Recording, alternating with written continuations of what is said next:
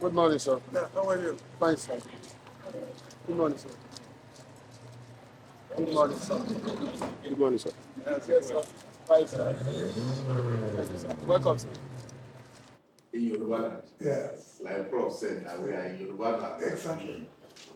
We use Kola also to welcome the elders as a sign of respect and also to welcome them to our environment. Though not majorly our way of welcoming people, but because it's what you people really appreciate, that is Kola. So we are presenting this Kola to welcome you to our land now. And we don't have the question whether he understands and speak any language to read. So we say you are welcome, sir, to our miss all the way from ABSU, particularly, and to also appreciate you for coming.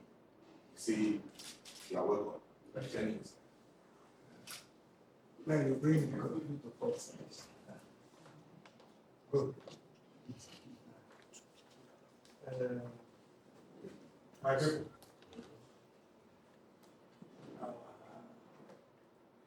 Those who visit good.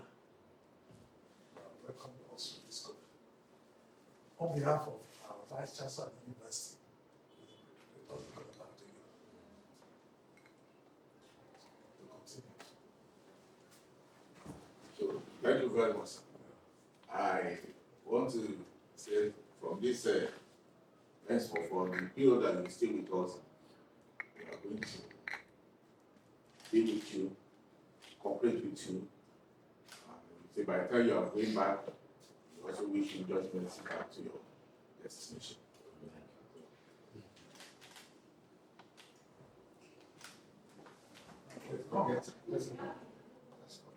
This one is for the Vice Chancellor. That's right. It's a pastor's son. Okay, how will I go? There's no other. You.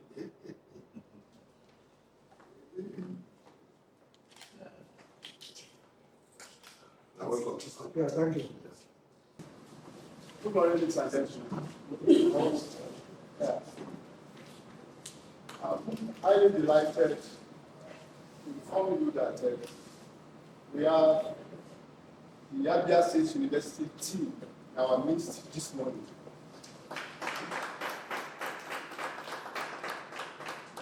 Yes. Leading the team to Albert College of Science, Business and Management Studies is Professor J.U. Obuna. You're welcome.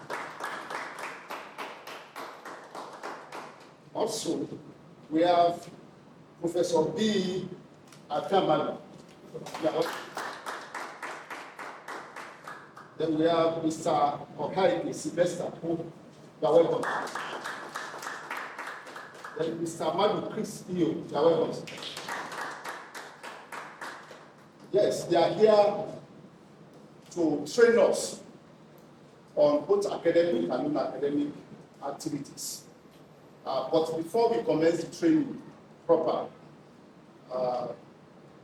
let me introduce the Provost and the Chief Executive of Albert College of Science, Business and Management Studies to the Abia State team.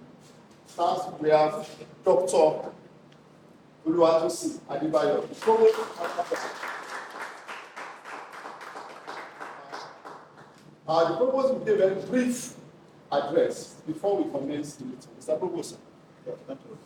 Once again, welcome our visitors that we announced yesterday, and I'm sure that we thank God for the mercy.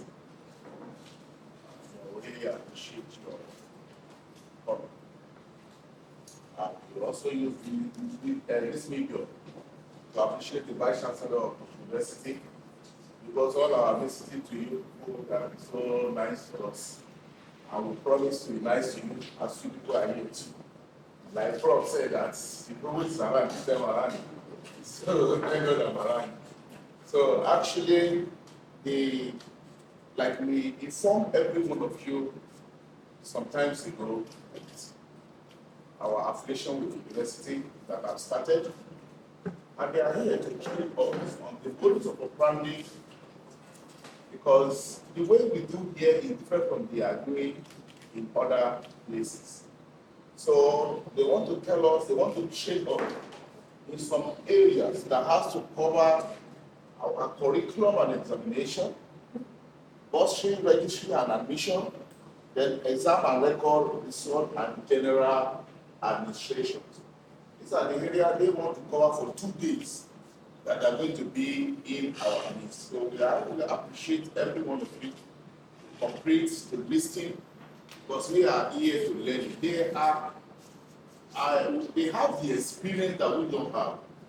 We all know that before you can be a professor in this country, a lot might have been. And in academics, I used to tell you, it's a very wide, a very wide environment. Like I told Provost yesterday, our prof yesterday, that academics is not meant for lazy people. You see them, he said, sometimes they don't sleep. It's only if you want to remain where you are, you don't want to move forward. But if you want to move forward, definitely keep on acquire more learning. Once again, welcome you, sir. We appreciate you. Thank you very much.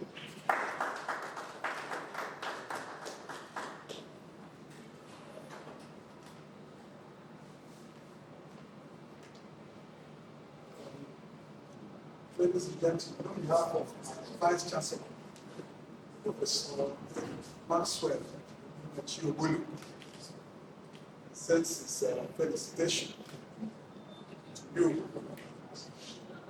It has been a long journey reaching a relationship with you. We are office. We have been coming to tidy up.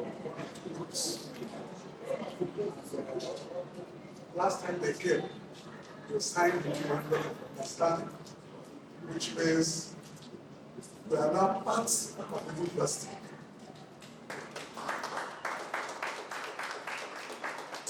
Being part of the university, there is certain immersion that must take place. Though you've been here doing your academic job, you know that. We are there doing same, but we want to function as a team. In that team, we must synchronize most of the things we do so that it conforms with the NUC guideline, at least the benchmark. In all the space, as said by the registry, we're going to go through these phases in 2 days. And we are starting around this 10:30 or 10:40. We'll work till 10 till 12 o'clock. We'll go and break for maybe 30 minutes. Thereabout. Begin again by 1. Then 3. Tomorrow will be question and answer session. And then sort of hands-on. The areas feel need some clarifications. You raise those things. The distance is far between and here, so there's small distance. But those things you know that will warrant you, let's go to do the clarifications. You know that with the internet, frictions of distance have been broken. But there are areas where the logic goes beyond that. Maybe there's a less of hands-on or thereabout. Then we take some time to look at them. It's not sort of a training per se. It's because I discussed with you lately. I found out that you guys are also doing well. You're doing well. What we do is to raise what we are saying we are doing, to see whether there's a high level of synchronization or there's some observed disparity that disparity will close it. But we cannot function, you cannot function outside us. No. First person, you cannot function as us. You must function together. Where you feel that what you're saying, contradicts what you do, you raise it now so that it will be sorted out. Don't say, let's manage. There's no management.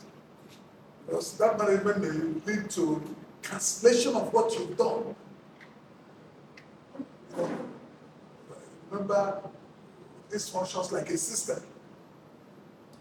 Because it functions like a system, we do not want to have a link. We do that so that the result will not suboptimal. It must be optimal. It must optimize all objective functions.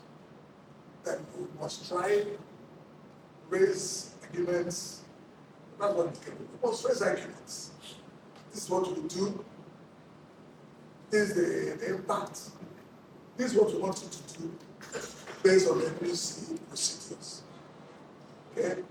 That is why we are here.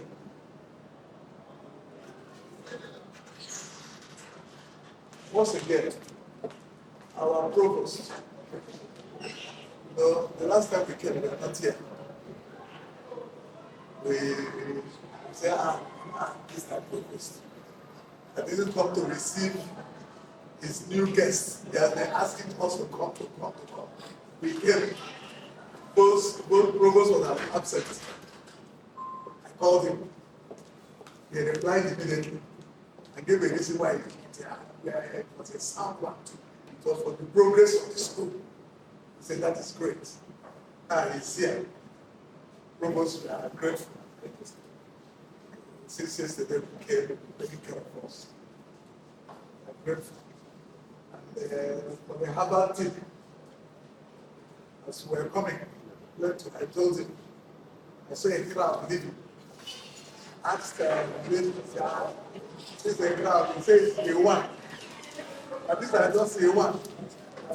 I was telling him, we have a school related with called Islam College in Enugu. Just like yours.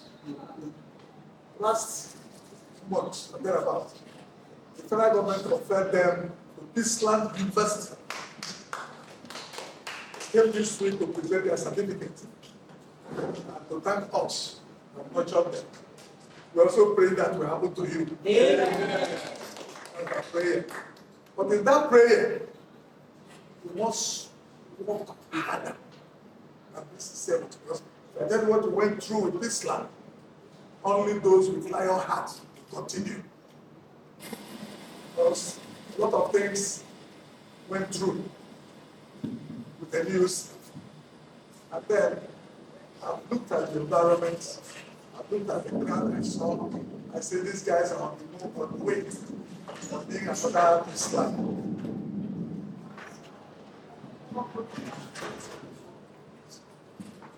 Of being another Islam. Then we believe with this team, we're ready to work harder, remembering that you have a goal of elevating your institution. That's great, both for you and for us. And we expect you, we now expect you that you live above board, as our colleagues will tell you, concerning all attributes of a university. Try as much as possible. As much as possible. You are not doing it for the provost. You are doing it for yourself. As the school is growing, you are growing. And this is the same with you. They can't chase you guys away they can't go to the moon to bring people. It is you. And at the same time, you develop yourself academically. Because as things moving, there are regulations. Certain group cannot teach certain group. I just believe to tell you. Certain group cannot teach certain group because in the university system, qualification is important. Then you begin to develop yourself. Develop yourself right as much as possible. So that if you develop yourself, you maybe up to the rank, up to the level of a PhD. When you get your PhD, nobody can push you around anyhow, of course, nobody. By the time at least we say, bring out the profile of your staff, PhD, senior lecturer, PhD, associate professor, PhD, because you can't continue to use external people. You'll be using them, but you yourself will also be growing so that you be at par with those people. That will help you. This morning we're going to talk about so many things. On behalf of my team, I hereby, I think I have that problem.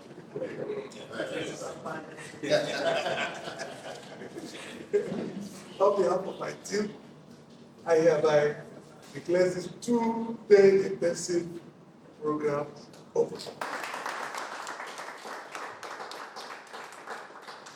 Senior students start writing examinations for obvious reasons.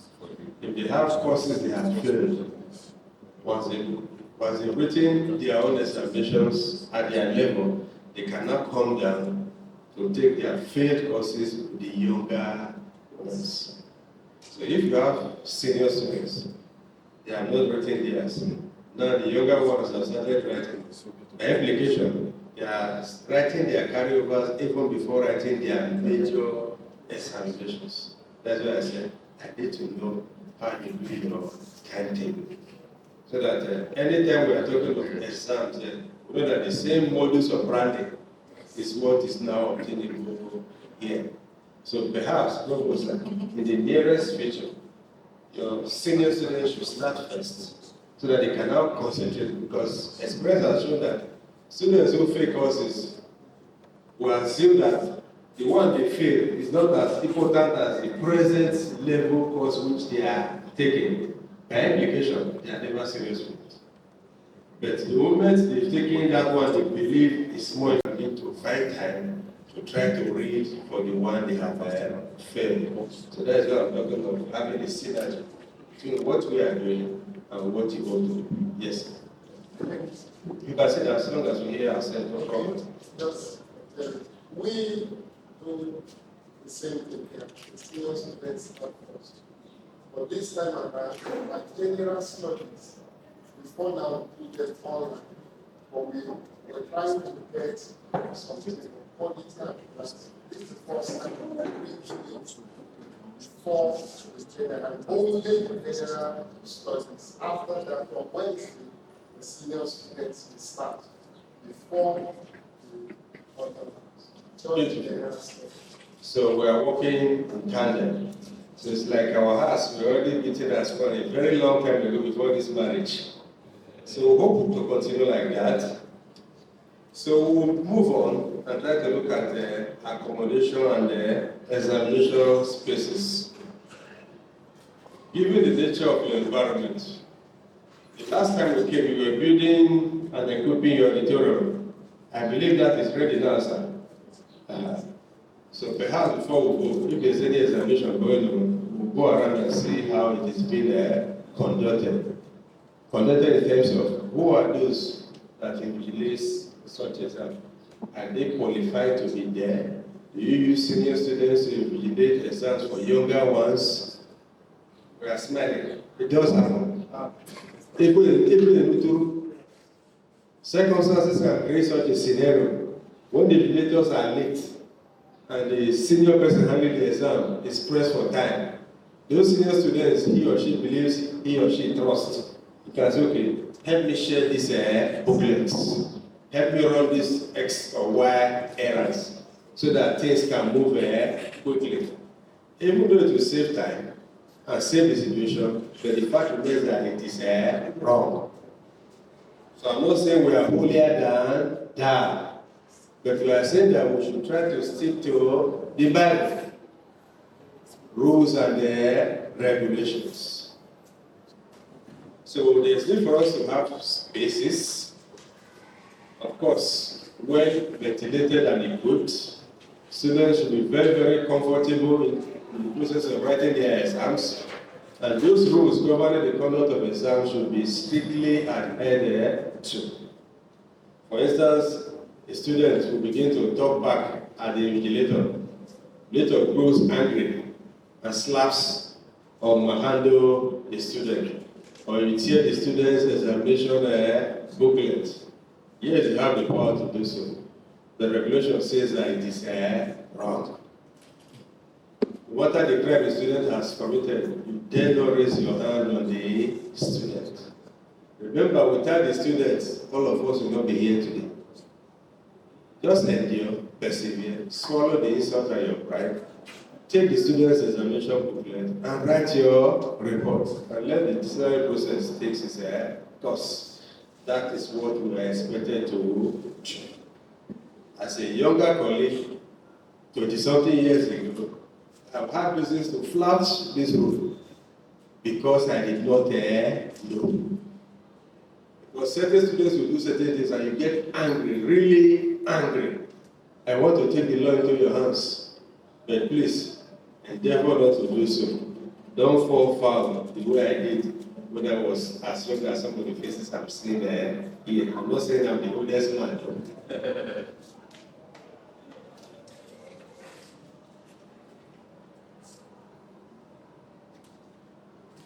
Because my colleague will speak on certain areas that borders on what I'm talking about, so I will skip some things so that we won't end up repeating the same things. Now, let me quickly read some of what I have now. Further regulations on the conduct of examinations. The number of invigilators for an examination will be determined by the number of students, and the recommended ratio is 1 invigilator to 40 students. Recommended ratio. I don't know what your population is like, but the ratio which we have proposed or will be used is supposed to be 1 invigilator to how many students? 40. So in a situation where you have more than 40 students, what should happen? There should be more than 1 invigilator for obvious reasons. Crowd control. But of course, we know that because of wage bill, most of the times, school administrators will not want to employ as many as possible. That's what is good for the goose is good for the cat. So if we want absolute serene environment, where things are done the way and manner they ought to be done, we try to play by the book.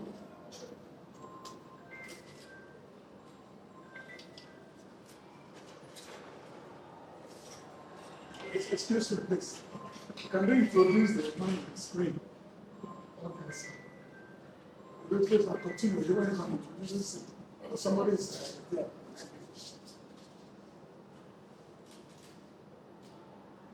Now let's look at this subject too. Invigilation and the conduct of examination. The invigilation within each department shall be the responsibility of the departmental examination board, which shall appoint staff drawn from academic and, where necessary, senior administrative and technical staff to undertake the duties. Do you have what we call examination board? Headed by The acting director. Acting Director of Academic Studies. For do you run the Faculty of Collegiate System? And you have departments. Do you also have the Departmental Exam Committee or board? First by justices, etc. And it's working. But please remember that those who should be members of the board should be senior academic or non-teaching staff for obvious reasons, because of the nature of decisions that needs to be taken.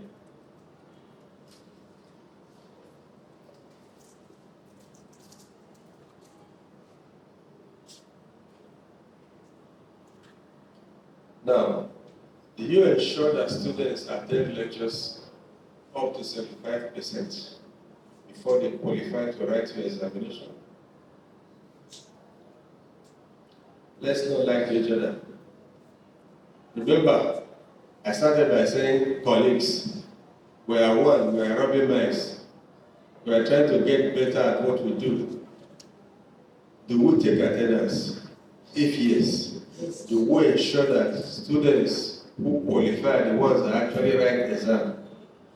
And what determines the level of qualification? What is the percentage?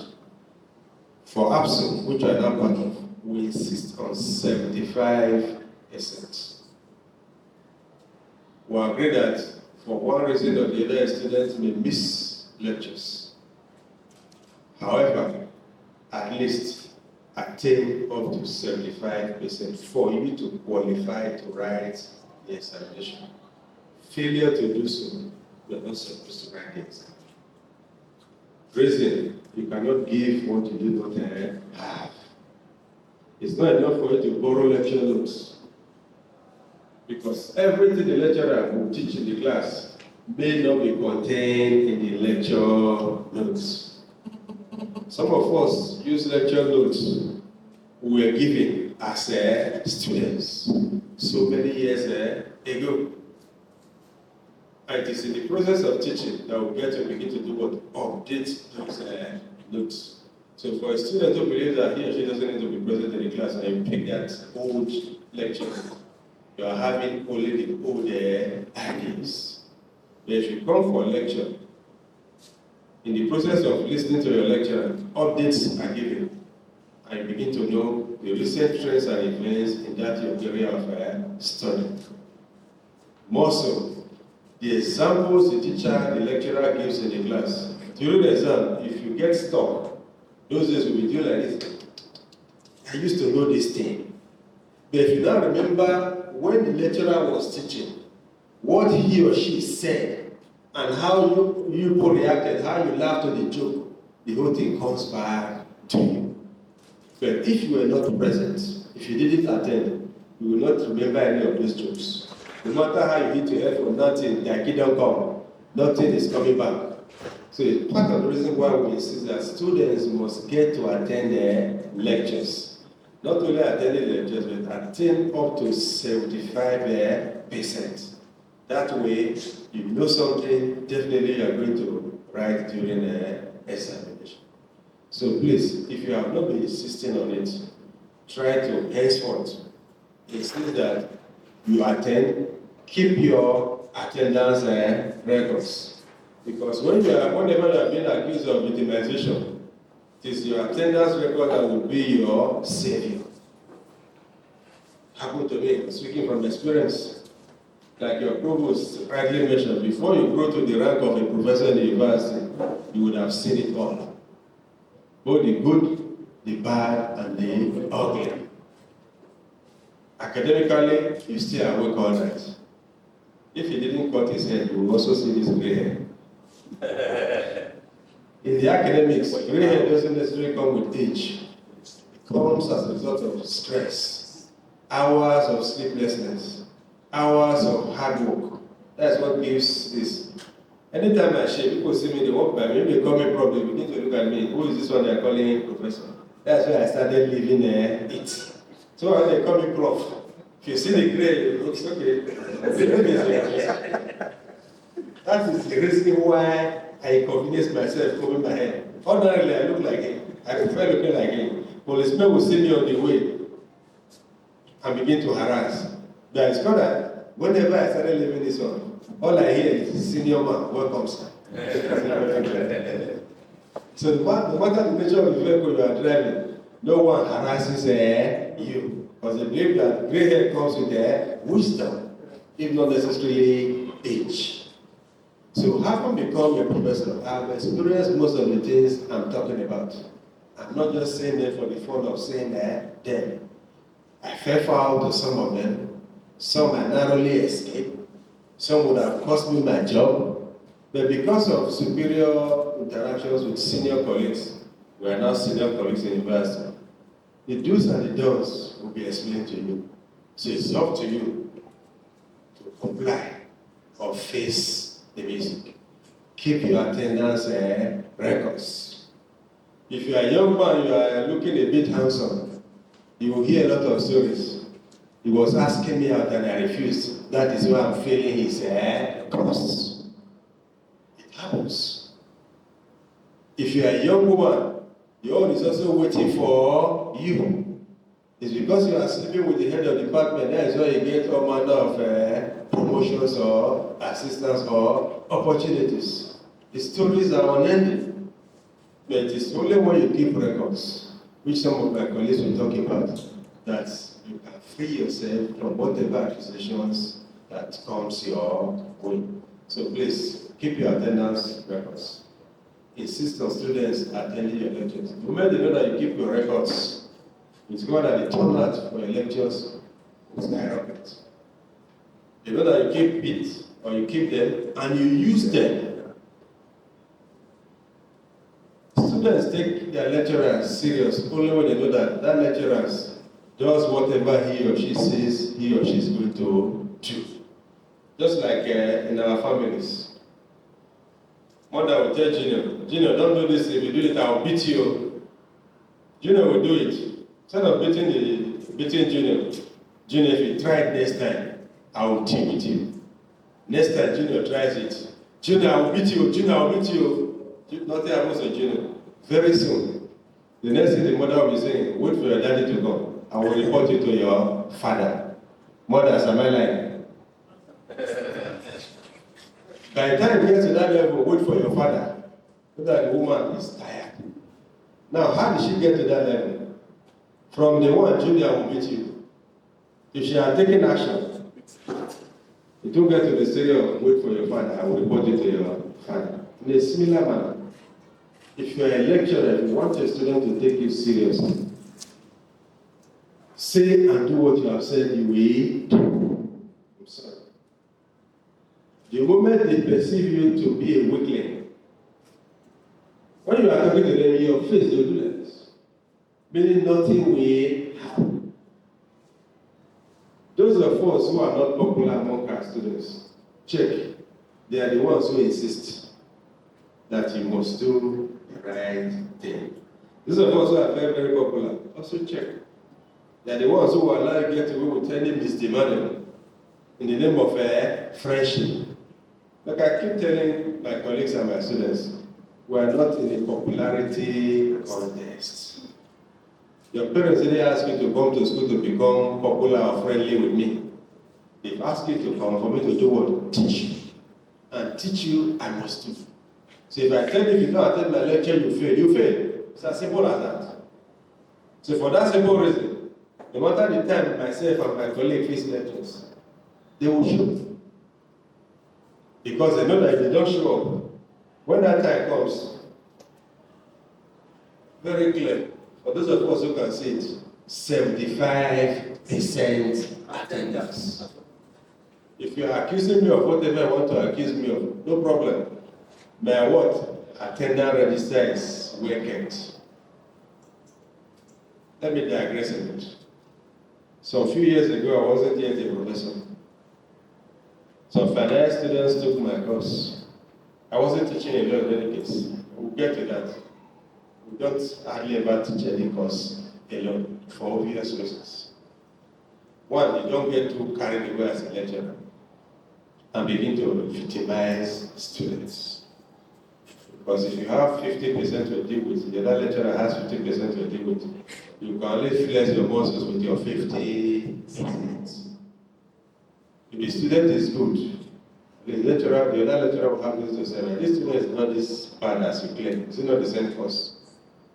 Now back to my stories. Students failed, and I felt I had done my job and I submitted my results.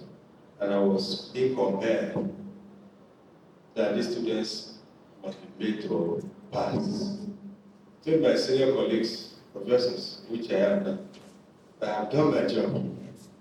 And given the records I have, these students don't deserve to get more than what they have gotten.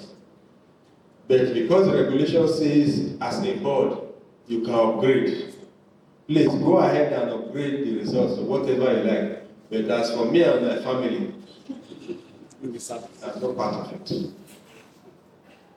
It's so high I spoke. They knew that if they would go ahead, I can go to an event. The next thing was to report me to superior authorities. And I was invited.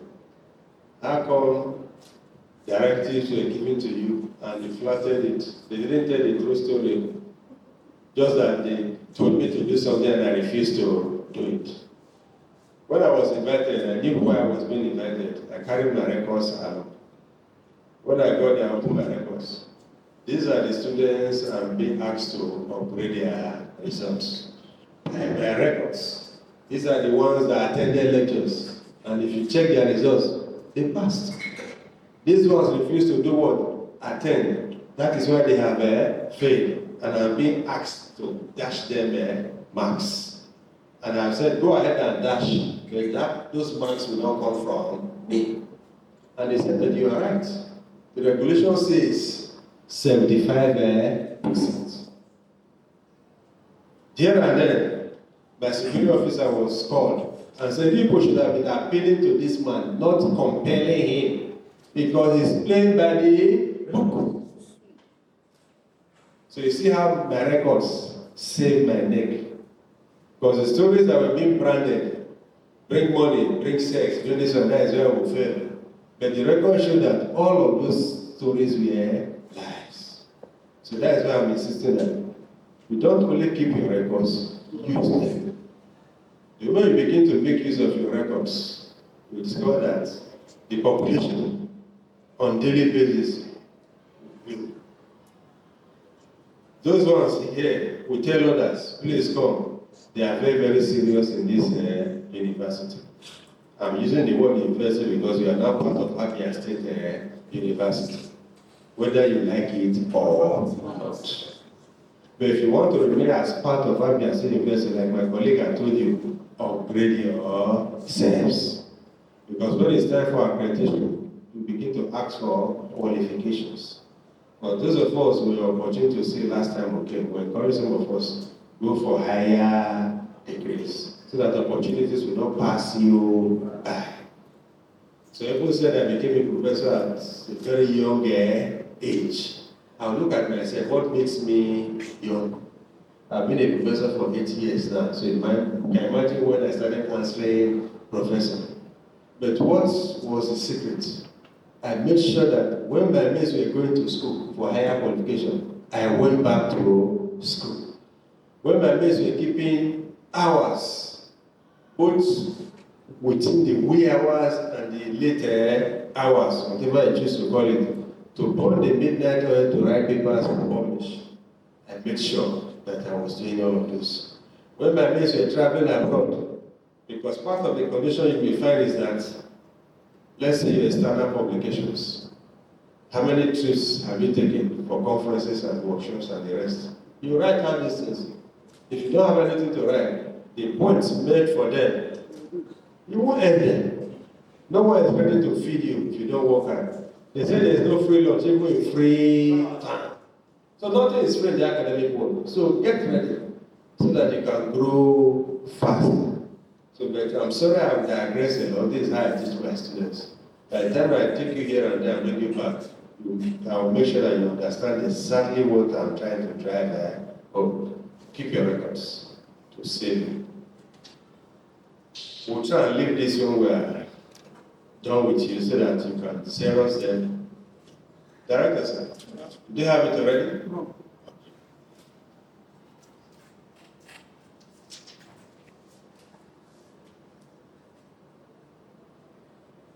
Now let's look at setting and marking of examination questions.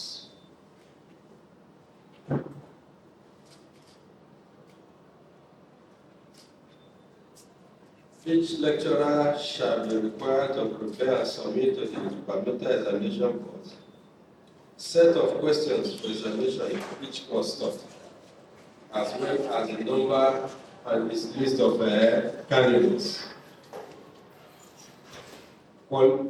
Qualified to write the examination, that is, list of candidates qualified to write the examination. The submission shall be made through the head of department. Only one copy of such questions shall be submitted. Parental examination board shall determine which of the questions said by the lecturer shall appear on the examination paper. The board shall also have the right to moderate the questions in consultation with the lecturer concerned. How will we be doing this? Submit sets of questions. The board moderates. I hope you know what is meant by moderation. They can add or delete, or remove, insert, based on the level of the students who are to write the exam. Some of us assess our students based on our level of knowledge. You are the lecturer. You are assessing the students based on your level as a lecturer. Will it work? That is a mistake a lot of us make, including myself. At times I talk to the students as if I'm talking to a fellow professor. It's when I realize that oh, this person is not as enlightened as I will not try to bring my language to their level. So in certain questions, some of us will write a lot of big grammar that will create confusion among the students. For some of us, it could be deliberate. Because some of us will coin those questions so that students will fail and come begging. So it is the job of the examination board to moderate these questions, water it down to the level of the students.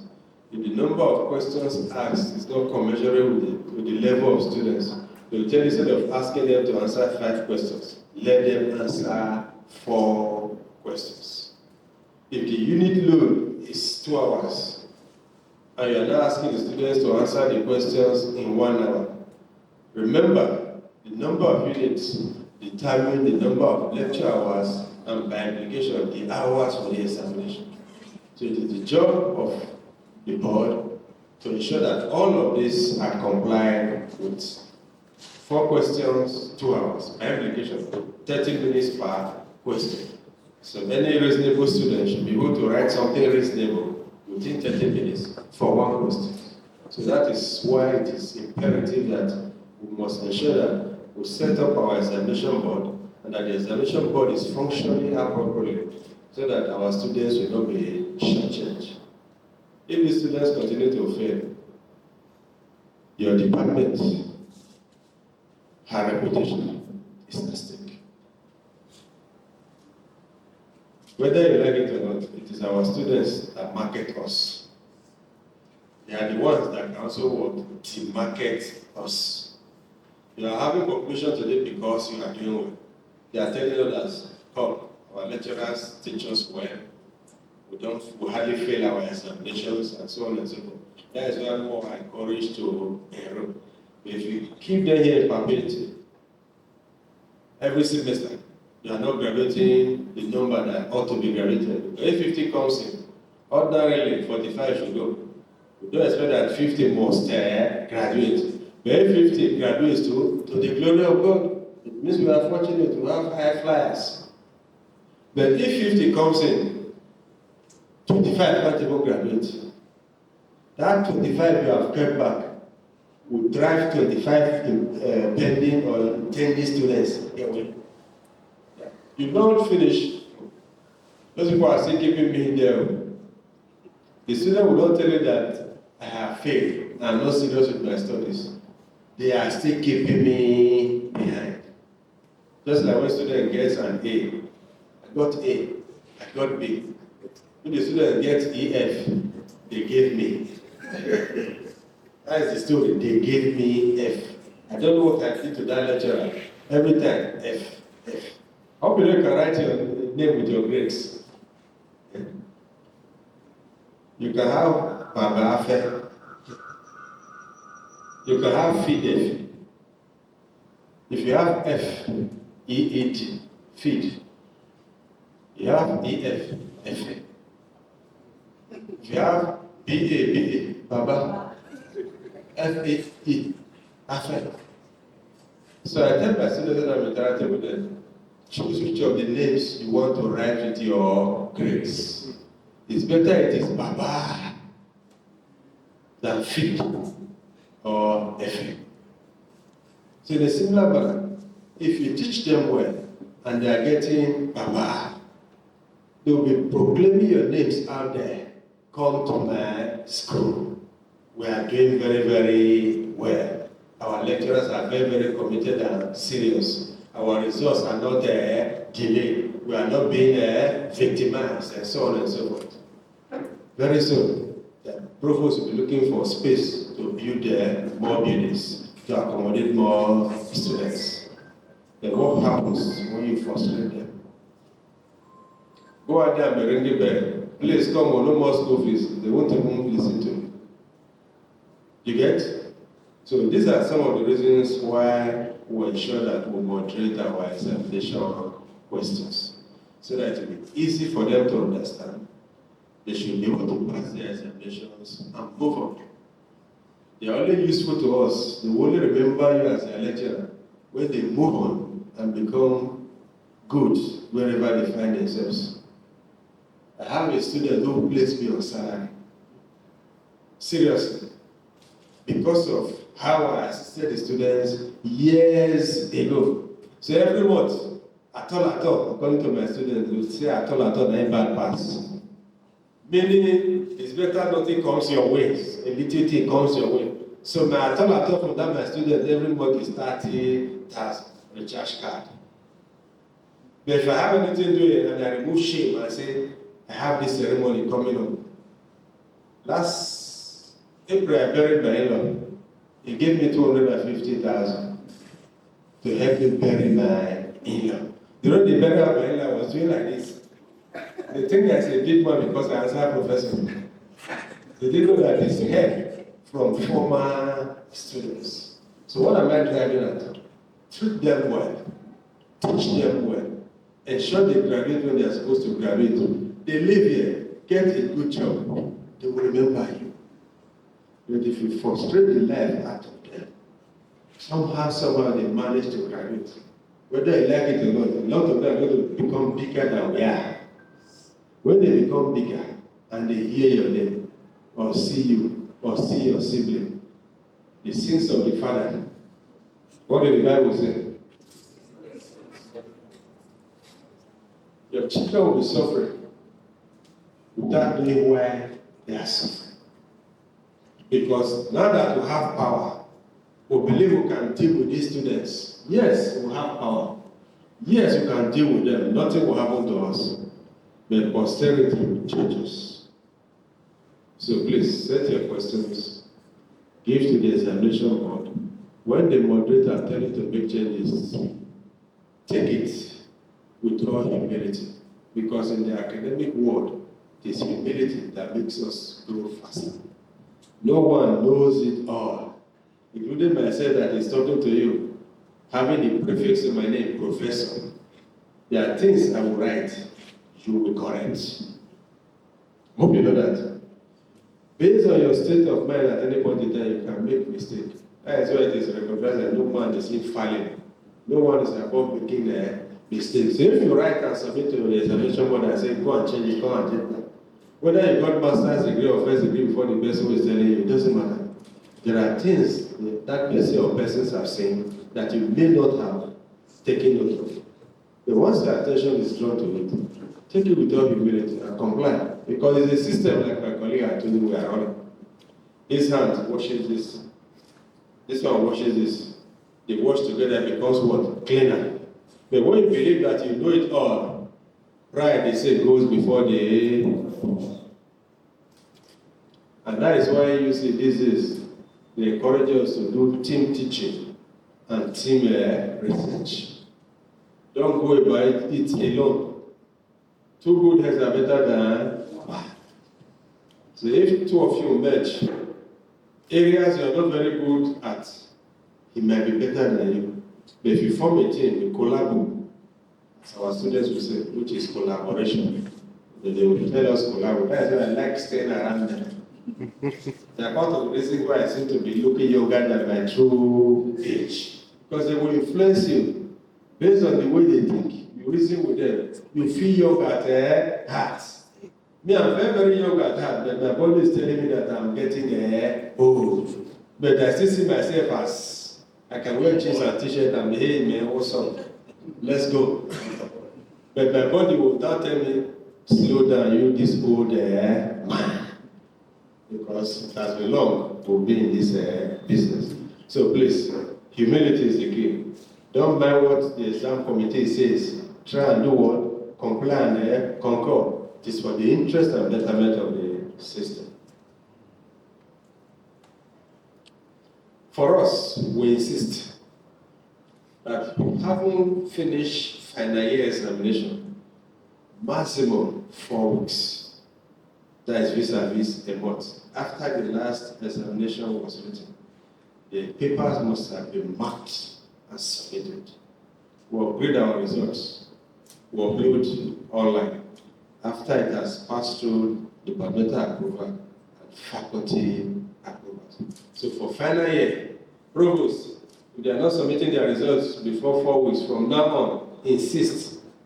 Final year results, latest 4 weeks after completion of exams, must have undergone the processes of being marked, submitted to the departmental board for approval, after that faculty, so that the students, for no reason, will be kept back. For the other levels, our regulation states that 6 weeks. Once the exam has been finished, latest 6 weeks, results must be ready. It's not negotiable. For us, if you don't submit, if you don't comply, your salaries are withheld. If you delay too much, certain percentage will be lost. There's a level you get to, you don't even get to get the salary anymore. It is that serious. Reason being that these students need to go out so that others can come in.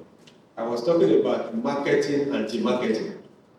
If they are not graduating, if you are a parent, your son is sent to Harvard, ABSU, after 4 years program, has not completed the 4-year program, will you send another one? You look for another son, naturally. Self-preservation is the first law of nature. But if 4 years remains 4 years, the next one that is ready to go to school, say go to Harvard, that is where your senior brother or senior sister when they don't delay them. But if you keep them here by not submitting results on time, because if we don't submit results, those in charge of graduate students' exams and records will not be able to do their job. And if they are unable to do their job, students remain here, fees are not being collected. How do you expect to get paid your salaries? Garbage in, garbage out. What you sow, you must reap. So for us to ensure that the system is moving and working smoothly, finally, 4 weeks, maximum, not minimum, maximum. You can do it in less than 4 weeks. So, but after 4 weeks, no compliance, then there is trouble. Other levels, maximum 6 weeks.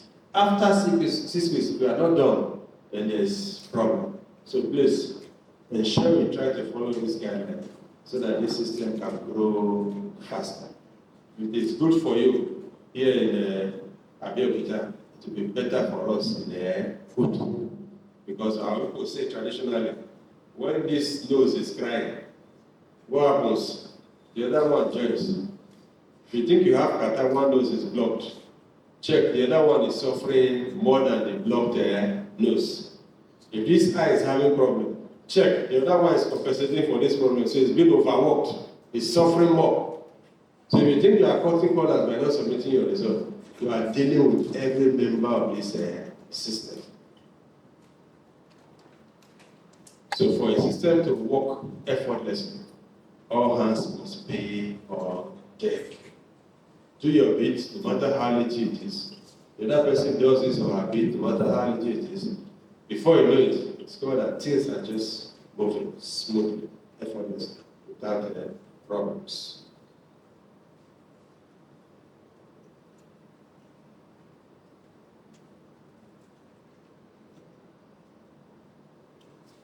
Absence from examinations. How do you deal with students who, for one reason or the other, misses their examinations? For instance, let's say E-Health. Have you had such experiences? So what do you do? Anybody? You mustn't be the one answering all the questions. If a student reports to you, "Sir, ma'am, I'm not feeling fine, I won't be able to write the exam as scheduled for today or tomorrow as the case may be," what do you do? Yes, sir. Usually, ask students to write a letter to that effect. Good. And then attach the medical report. Good. And submit it to the faculty. And that will be transmitted to the examination. Thank you. So you can see that we're already in synergy. We don't expect every student to be able to write exam. In the course of the examination, the student can still fall ill and will be unable to continue with the exam. If that happens, if the illness is not a serious one, just give the student some time off. Escort the student somewhere. Maybe the student needs to take fresh time. Being choked up. Some of us can be, who have pulmonary phobias, can be claustrophobic. As the students go outside, of course, you keep an eye on the students because some of the students were also shown. I want to go and eat myself. I'm not feeling if I want to do this. It's just to go and look at Omo reminder. What do I mean by Omo reminder? These are people they've gone somewhere to refresh their memories. In the name of going to urinate, to get on, live through, and come back and continue the exam. Part of the regulation is that once the exam has started, students are not supposed to be allowed to move up and down, except on medical grant. Normally, jokingly, I'll tell my students, you drank beer, we will still start the exam. Go and urinate now. Don't when the examination will start telling me I want to go and ease myself. I will tell them, look at me now. I will stay here till you start and finish. My bladder is supposed to be weaker than your own. So if I can hold my bladder, you should be able to do what? Hold your bladders. So if you want to urinate before we start, I want to go and poop. Do it now. Because the moment we start, until I say it is over, as long as I'm there with you, I'm not going to urinate. So why will you be complaining of going to urinate? Not because we are wicked. Experience has shown that when you give them this leeway, before you know it, everyone in the hall will start telling you, I want to go and urinate. And to control the hall becomes difficult. So before you start, announce. If you want to go and urinate, if you want to go and do number 2, number 1 is to urinate, number 2 is to go and poop. Please do so before we start. That way you have a serene environment where lawlessness will be minimized. But on the issue of health, please take it seriously. Allow the student time to cool off, but keep an invigilator to monitor the student. If it's the one that requires sending the students to the clinic, the health facilities within the school, escort the student there. When the student says that he or she is okay, within reasonable time, allow the student to come back and continue the exam. Based on the minutes the student has wasted, you can give the student extra time. However, if it's less than 10 minutes, no need to give the student extra time. The student will simply just join and continue with the others. Because if you are a good student, if an exam is 2 hours, it's better that 10 minutes before the exam ends, you should be done and reading through what you have written. So that is why we will assume that if it's less than 10 minutes, student can fall back and continue writing his or her exam without much ado about nothing. But if it's more than that, use your discretion. These are your younger ones, these are your kids. If you are told that this your child was still in the hall and managed to continue the exam and was not given extra time as a father, as a mother, how will you feel? Remember, we are their foster parents. We are the fathers and mothers they see in the school every day. It may surprise you that some of these students see more of you than they see of their parents. Even those who come from their homes every day, not living in the hostel. Some parents, before the child wakes up, by the time the parent comes back, the child is sleeping. They live in the same house, but they are strangers. So, but you that interacts with the students on daily basis, you become the person's foster mother or foster father.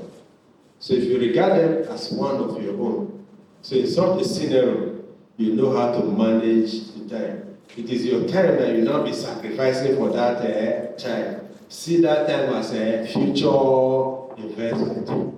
Remember, I'm making my own investment. When I was doing all of those things for that student, I didn't even remember it. I didn't think it was important. But the student remembers. When he was drawing my attention to some of these things, I was amazed that I did all of those. And he took cognizance and notice of them. He says, I won't understand. I was almost frustrated out of school, if not for your advice and your continuous help. But today, if I'm broke and I'm not ashamed, and I call him and say, have you forgotten about? They call me Godfather.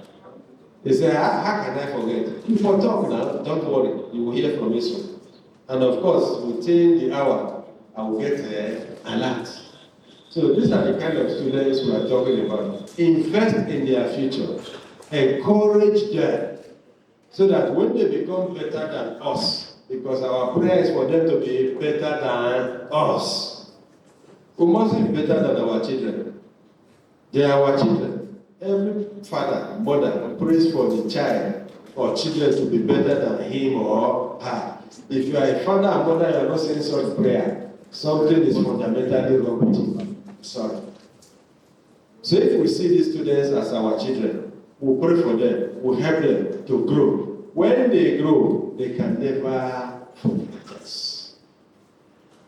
So please, whatever we do, we should have it at the back of our mind that these are our homes. So if they are ill, try to accommodate them within reasonable limits.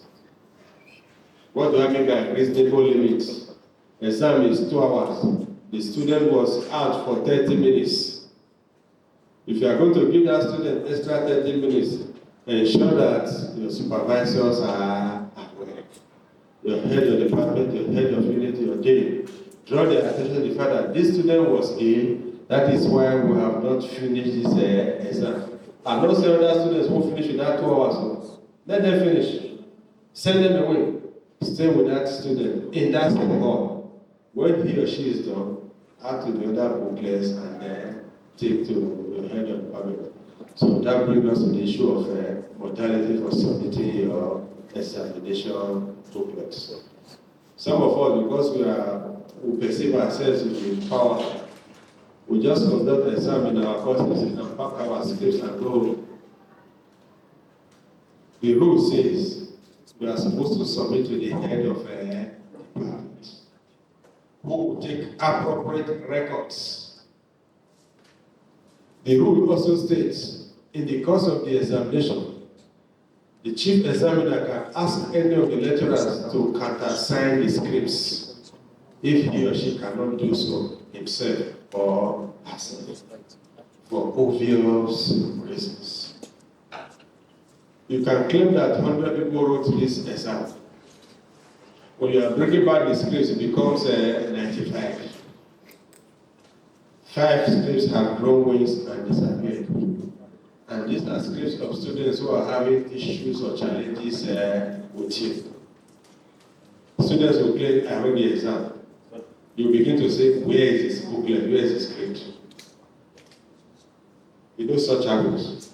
But if officially those scripts were submitted to the head of the department, who took records of the number before handing over to the lecturer to mark, by the time you bring scripts that you collected as 100 back as 95, lecturer will remind you, you signed for 100 scripts. How come you now have 95 scripts? That is why the rule says submit to your head of department, who will now in turn give to the lecturers who taught the course. But there are scenarios too. Before examination is conducted, the head of the department disappears. The lecturer will have no choice but to pack the scripts from there and go home. those are exceptional cases where the rule states submit to the department, and the lecturer can now collect from the department so that the records will be clear. Hope we are okay with that. Now let's jump and look at the absence from the examination. Students shall be required to present themselves at examinations in courses which they have registered. Students who fail to do so for unacceptable reasons shall be deemed to have failed the courses. Common sense dictates that when a student registers for a course, he or she should sit for the exam. But the experience has shown that some students who register for a course are not sure for the exam. Have you had such experience? Some were not sure, but send somebody to come and sit for the exam. Have you had such experience? You have not. One day it will happen to you. If you ask the power one time I can tell you everything that he sees from per 1 tree, you'll be shocked at the kind of stories you will hear. That is why in African parlance, they will tell you that it's not everything the per 1 type sees on top of the tree comes down to direct. Students in the past will register for the course. So we enter the examination hall and sign attendance. They will sneak out without writing the exam, only to come back and accuse the lecturer when results have been submitted that I wrote this exam. They will first be the one to shout, go and get the attendance records. You will see my name there. A lot of things happens in this our job. That is why we must be very, very careful. That is why at the beginning we talked about keeping records. If a student registers for a course, the student is expected to sit for that exam. And the issue I mentioned a while ago of counting the number of scripts before submitting, that is where it also comes into play in the equation.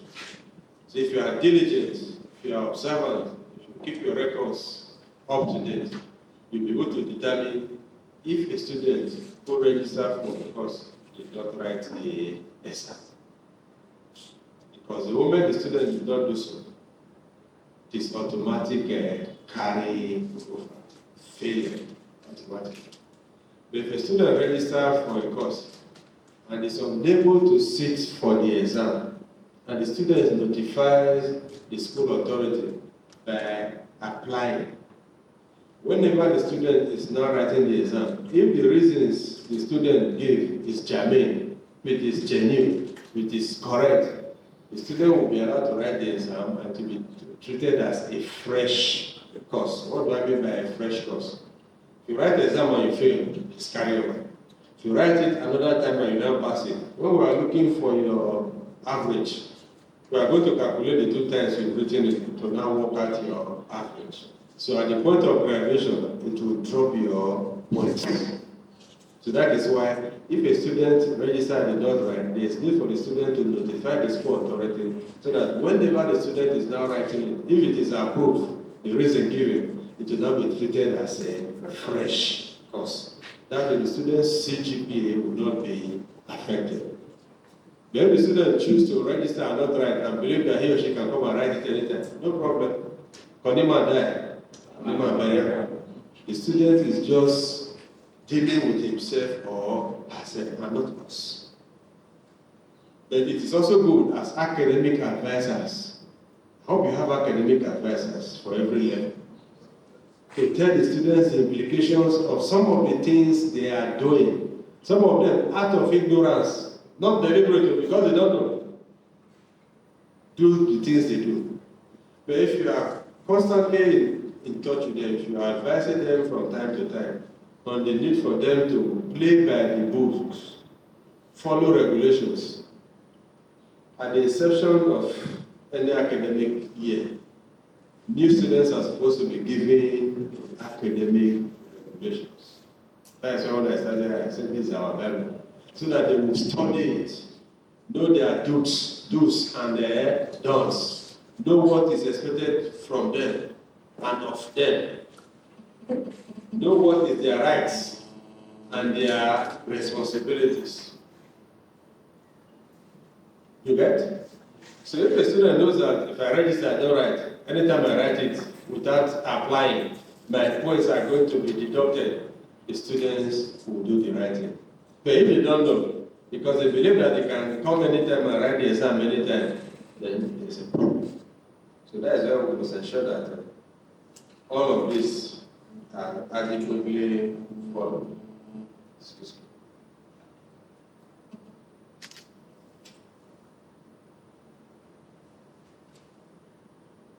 Now, let's look at the procedures for dealing with examination misconduct.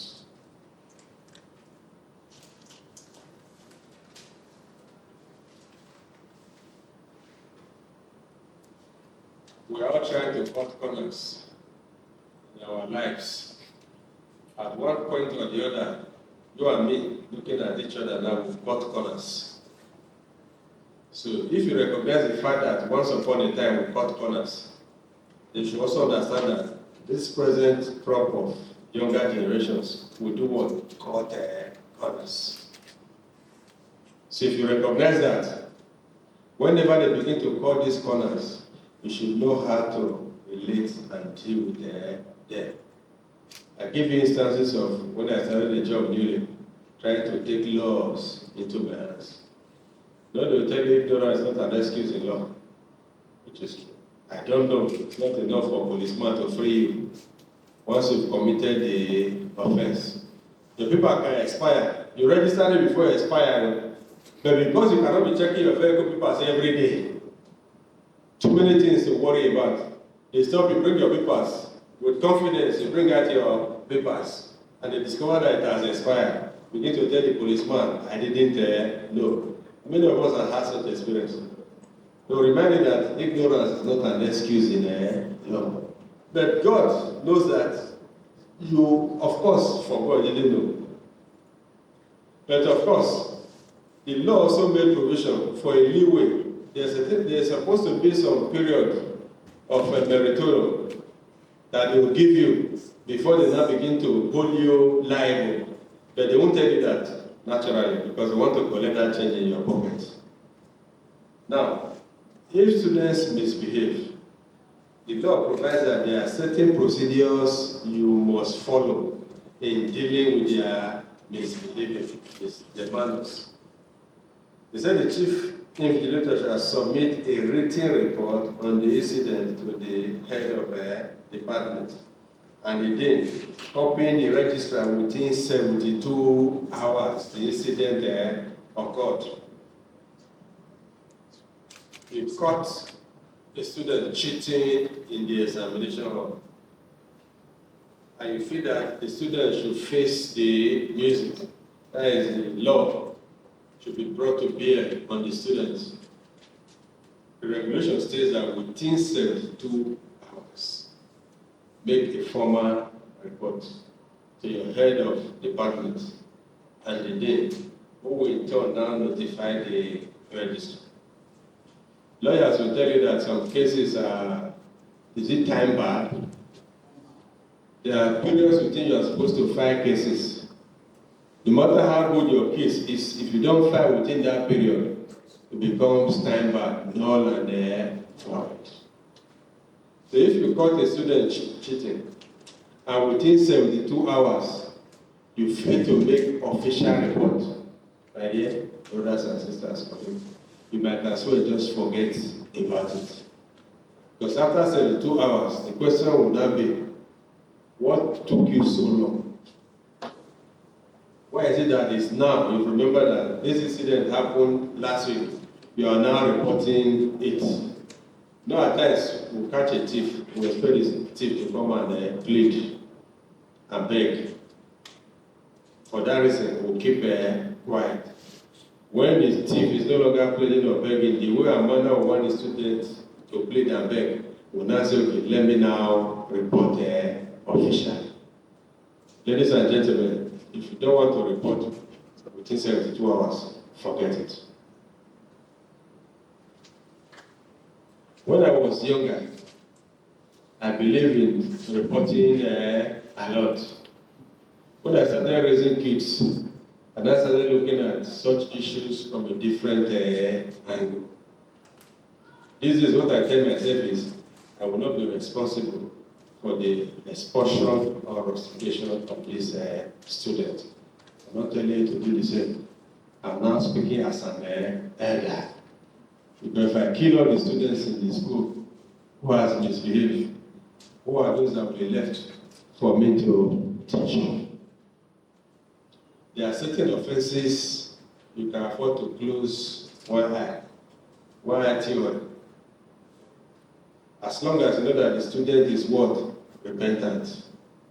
Because the moment you write that report, be rest assured that it will get to this logical conclusion. This is a formal business.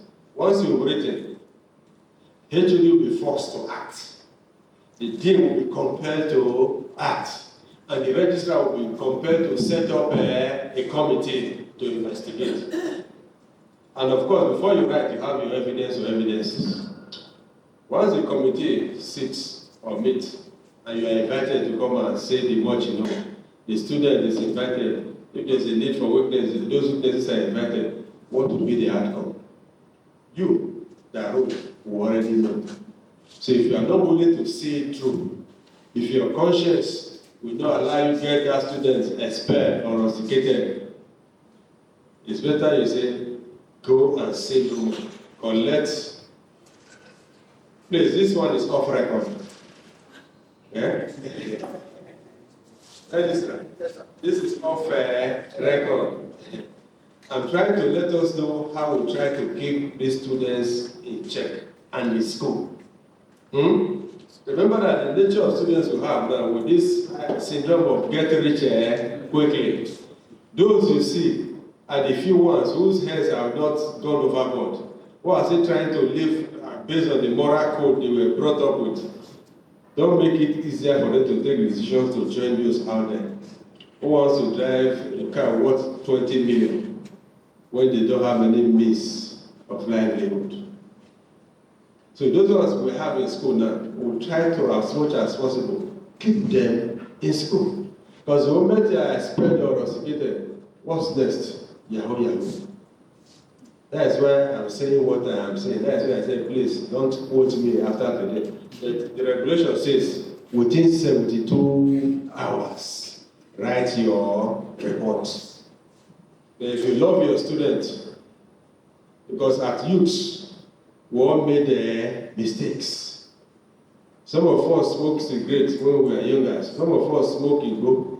Some of us took some hard drugs in the name of experimenting. But today, here we are. But if our elders that time had taken it upon themselves to kill us for doing those things, we will be where we are today. The answer is no.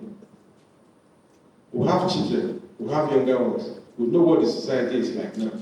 As much as possible, let's try to keep these students in school. If you catch a child cheating, after all in court, there's what they call first offender. The judge can find you guilty and still set you free and tell you go and sin no more, because this is the first time you are committing this offense. If you caught this child with common reminder, collect it. You can keep him or her standing for some minutes so that the class will see that he or she has misbehaved. For a lot of them, that shame is enough for them not to do it next time. It's better than sending the child packing with your official report. Now, back to official business. The word is enough for the West. Within 72 hours, write your report and get ready to go and give evidence. Experience will teach you that some of those panels, the way they will be cross-examining you that brought the person will be more than the person that was caught. At times you get angry. But it is me that caught this person, it is me that brought this. Why are these allegations and counter allegations? the student may have reached out to one or two persons and alleged that you were asking him or her for money or for sex. And because he or she did not agree, that's why you have brought him or her to the panel. Having mentioned these things, you come to that panel and you'll be asking you questions of this.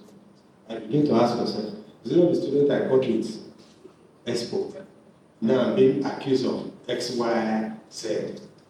So that is why at times you use the eye of an elder and just let sleeping dog lie.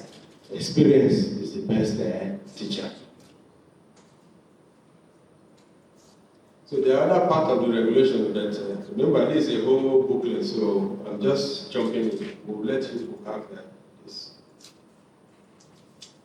Discipline. The disciplinary action for all proved cases of examination misconduct is expulsion from the university. Introducing into the hall of notes relevant to the examination, students copying from each other of previous access to examination paper etc. shall attract expulsion from the university.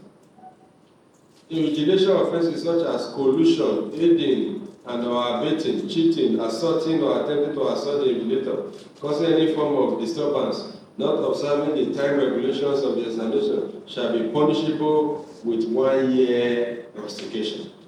So you can imagine the nature of punishment attached to that your vigilance of having caught the student. So if you don't want any of this to happen, you know how to handle the matter and let sleeping dog lie.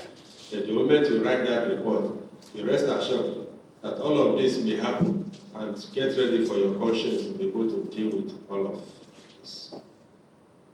Review of scripts of aggrieved students. At times, students write examination, will mark and submit results, and students will tell you, this is not my grade. This is not my score.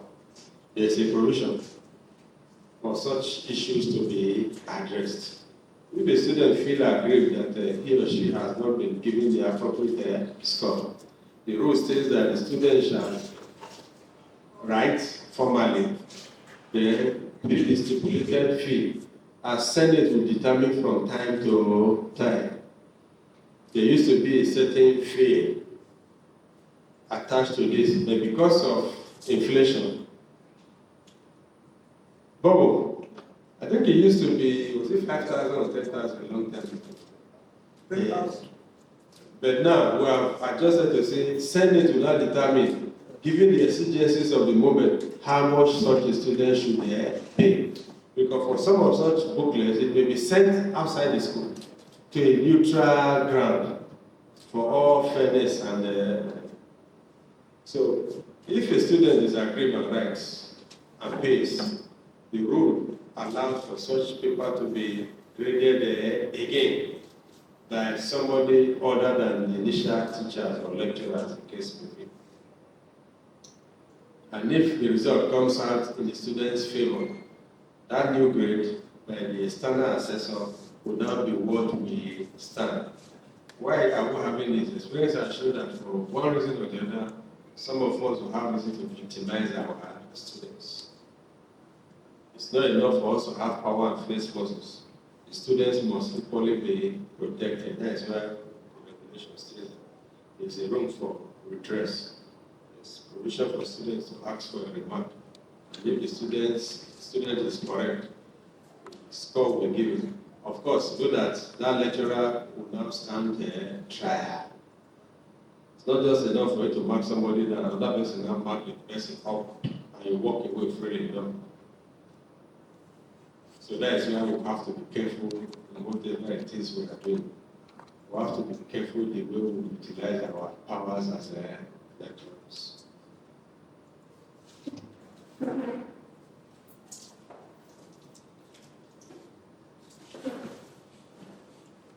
Ladies and gentlemen,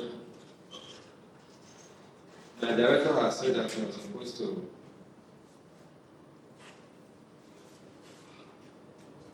so I want us to take a break now. Director, is it time for the break?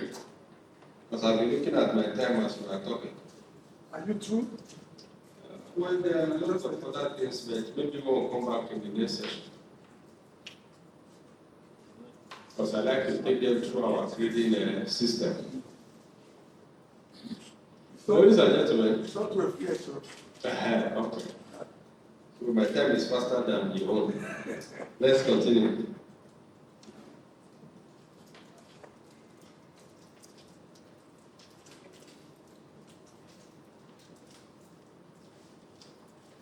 So how do you score students? What do you attach to scores? In terms of A, B, C, D, E, and F.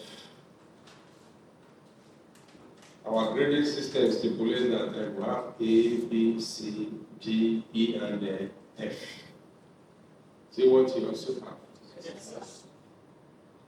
Any student that scores 70 and above will say A, excellent.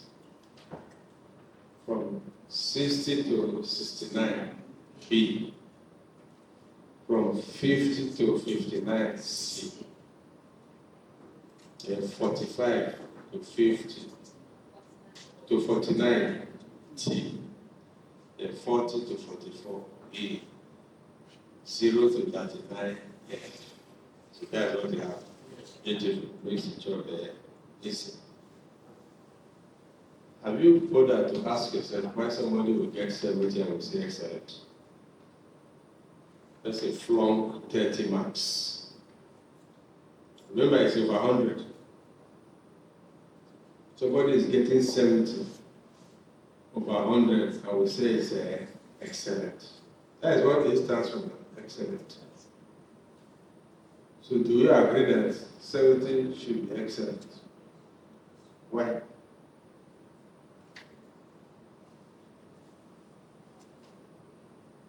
Why?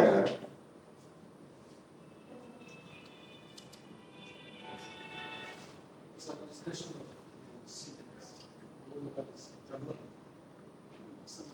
Well, the beauty of academics is that every day we think up of something new. Yes, a long time ago they said 70 should be A. But now it's our time. And I'm asking us, do we agree that 70 should be A? Somebody has answered yes. If you don't agree, you can disagree. All of us must not do the same line. Have you heard of the concept of minority report? Have you heard of minority report? Every person will agree, somebody will say no. I have somebody who is very good at that. Minority report. Take your position and stand by it. And give your reasons for saying this is why I said this has to be like this. That is the beauty of where we are as hybrid tower members. Think differently. Think outside the box. Yes, sir. Thank you, sir. I think academics as a will not requesting for perfection, but trying to know if the student, apart from knowing the basics, and at least there is a level, advanced level of knowledge that a student can present or can express and show that actually I understand this concept, I understand this course. However, when we look at it from with the numbers, I deal with numbers a lot. So for students are not 30%, truly it calls for yes. Yes. So I just think probably because of the way academics is not asking for perfection, that you're able to test beyond reasonable doubt. And you understand the concept. I think that is why it's look at it. But you ask me personally, I think 90 and debate everything. I agree with you. Who else?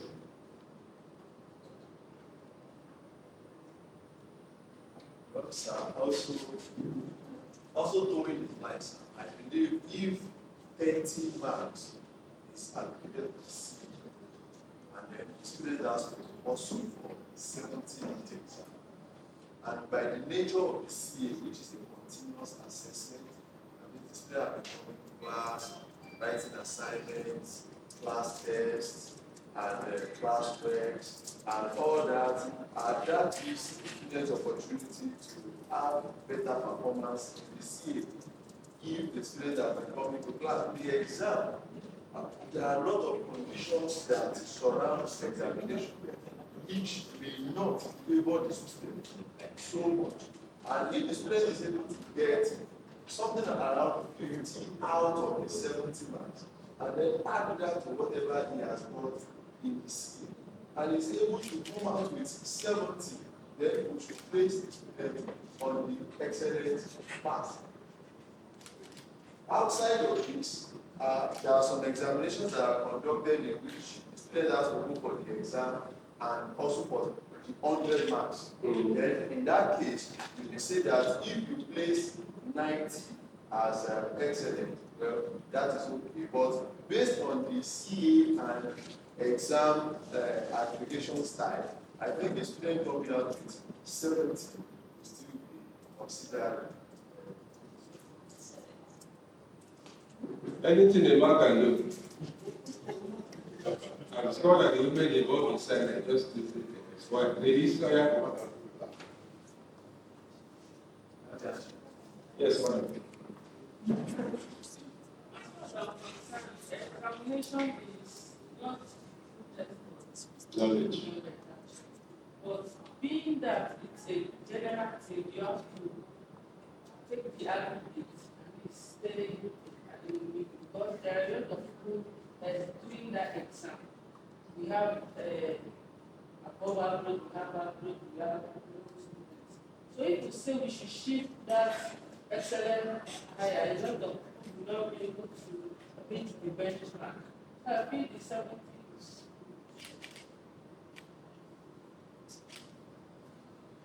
Those are the back. Any other opinion? I will give us time to go and meditate on this. When we meet again, we'll continue.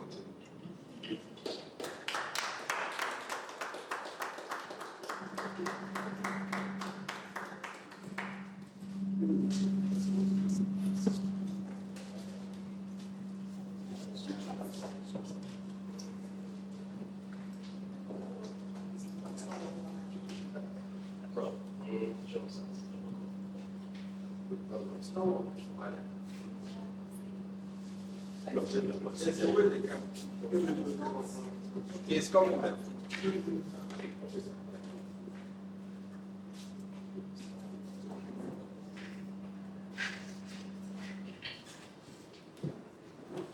Yes, the past 2 hours, right? We've been treated with the nuances of our regulation and the way we reacted implies that we were with him while the lectures were going on. This is just the beginning.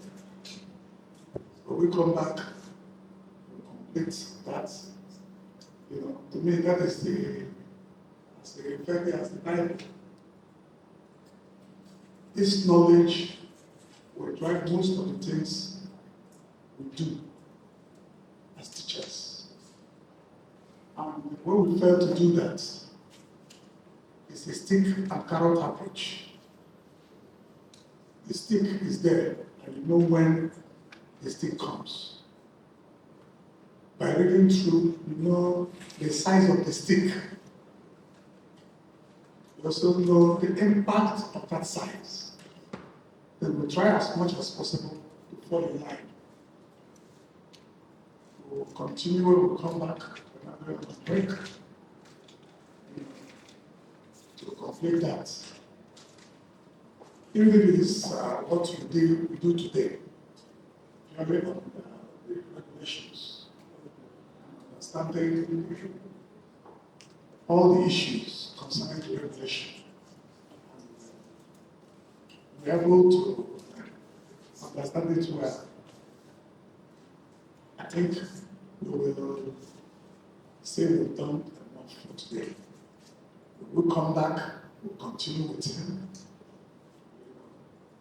And then we are free to ask questions. Not just sit and listen to him, asking questions. areas of because as teachers, there are a lot of things you encounter. Don't just keep quiet, you encounter them. Unless you are not doing the job rightly. Because these students, we see there are too many things they do. We're not going to talk more. We're going to talk about most of them, which you know. But because you, as both parents, want to help those students, but we are not saying you shouldn't help. That's exactly what you want to get. We are not saying you shouldn't help. You should help, but you should not help at your own detriment. But there are also regulations that is there watching at you. Like I tell people, we don't really, when you're helping, especially don't use, you don't help students. When you're helping students, make sure that you do exactly what you are doing so that there will not be what are they called, negative effect or backlash. You must be careful. You're dealing with adults. You must know that. You're dealing with adults. Unlocking is the way the men reason is different from the way the ladies reason. And naturally, the law swears positively to the ladies and to the men. Right? That's not what I mean. Then we must always take care of those. We will discuss them. They are very serious. So that by the time we leave, we know that you know what you're doing. And when your case comes up, you do. Because all those cases cannot be resolved here without coming there. First come. And questions must be asked. What did you do? We go to the registrar. And tell us. That is why we must try. Like as I say, those who take us only want to forgive the person. But make sure it's not at your detriment. On that note, gentlemen, we're not going to break. Just because maybe 30 minutes, as I said, we'll come back and continue. We wish you well. Thank you.